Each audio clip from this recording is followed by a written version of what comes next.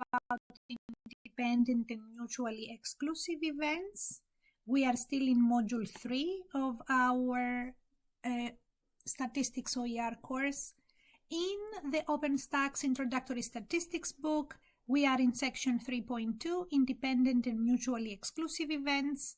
And in the Lumen book, which is based on the OpenStax Statistics, we are again in Module 3, and we are continuing to Introduction to Independent and Mutually Exclusive Events. So two events are independent if the knowledge that one has occurred does not affect the probability of the other occurring.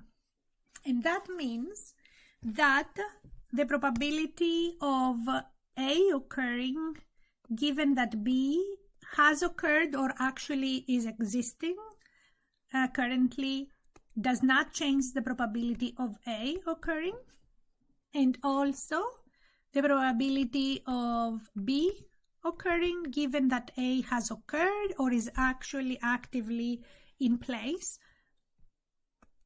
does not change the probability of B occurring. Another property that independent events have is that the probability of both occurring at the same time, so probability of A intersection B, equals to the probability of A times the probability of B. And if you want to show that A and B are independent, you need to show any one of these three conditions, because if one of them is true, then all the others will also be true. Now, if A and B are not independent, any of those conditions will be false, and then they will be dependent.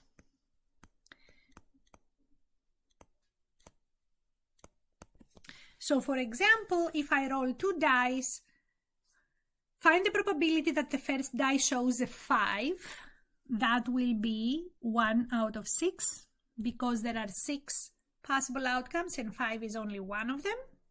What's the probability the second will show a 5, given the first had a 5?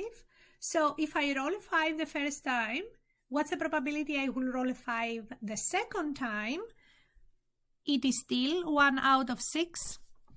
And these events will be independent since the probability of rolling a 5 remains 1 out of 6, even if you rolled a 5 in the previous iteration.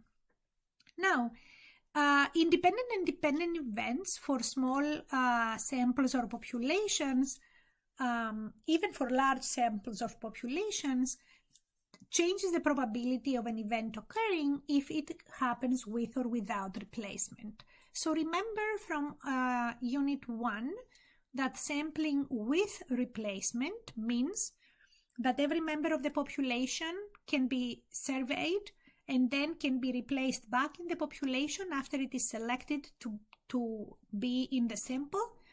And then that member has the possibility to be chosen again in the sample. When sampling with replacement, events are considered to be independent.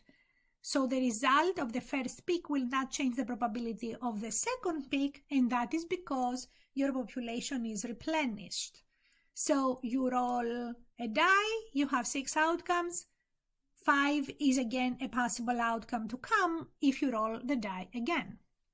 Without replacement, though, is when every member of the population can be chosen only once. That means if you pick a member of the population and you survey that member or you test that member, then that cannot go back into the population. Therefore, the second time that you pick a member of the population, it will be different from your first time. The events are considered to be dependent unless the sample size N of your sample is very, very small compared to your sample size of your population. So when you choose without replacement, you actually will never have the same denominator, since the second time you pick, your population has reduced by one element. But if the size of your population is super large and the size of your sample n is less than 5%, we can be equal to 5%, 0.05 n, the population size, then we don't have enough significant difference, so we can consider them to be independent. So you have to assume that events are dependent until you can prove that they are independent.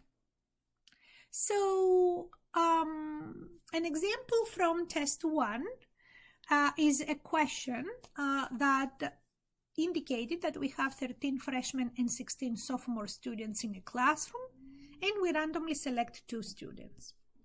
What is the probability we select a freshman on our first pick? And the total number of students in the classroom are 13 plus 16, so 29 is our denominator. And the probability of selecting a freshman first will be 13 freshmen out of 29 total students. Now, if we replace that freshman back into the population, into the group of students that we have, then the probability of selecting a freshman second is still 13 out of 29. It doesn't matter that the freshman was selected first. That freshman has been replaced back in. Our population continues to be 29 students, and therefore the probability of another freshman coming after that is still 13 out of 29. The probability of selecting a freshman second, given that we had selected a sophomore first, will still be 13 out of 29. And that is because if the sophomore was selected first and that sophomore was replaced back into the population, we still have 29 students we are selecting from, and 13 of those are freshmen. However, if the students are selected without replacement, that means that if we have selected a freshman first, that freshman did not go back in the group of 29. So first, we only have 28 to choose from. Second, if the first selection was a freshman that was not replaced, then there are only 12 freshmen left. So the probability of selecting a freshman second will be 12 freshmen left out of 28 students left.